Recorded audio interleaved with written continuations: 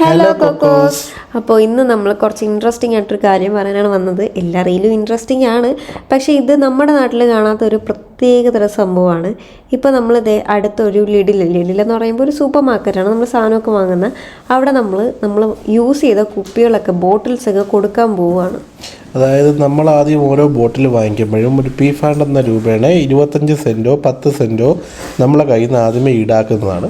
അത് നമ്മൾ ഈ പ്ലാസ്റ്റിക് വേസ്റ്റ് കുറയ്ക്കുന്നതിൻ്റെ ഒരു ഭാഗമായിട്ട് നമ്മൾ തിരിച്ച് കൊണ്ടുവന്ന് കൊടുക്കുമ്പോൾ റീസൈക്കിളായിട്ട് നമ്മൾ ആ കൊടുത്ത എമൗണ്ട് തന്നെ നമുക്ക് തിരിച്ച് കിട്ടും. അതിനു വേണ്ടിയാണ് ഈ ചെയ്യുന്നത്. ഇപ്പോൾ കണ്ടില്ലേ, ഇതാ ഒരു ഹോളിൻ്റെ അകത്തോട്ട് കുപ്പി ഇടുന്നുണ്ട്. അതിങ്ങനെ കയറി അകത്തോട്ട് പോകും. അപ്പോൾ നമുക്ക് അപ്പുറത്തെ സ്ക്രീനിൽ അറിയാൻ പറ്റും ഓരോ കുപ്പിക്ക് എത്രയാണ് റേറ്റ് എന്നുള്ളത്. ഇപ്പം നമ്മൾ ഇടുന്ന എല്ലാം സെയിം കുപ്പികളാണ്.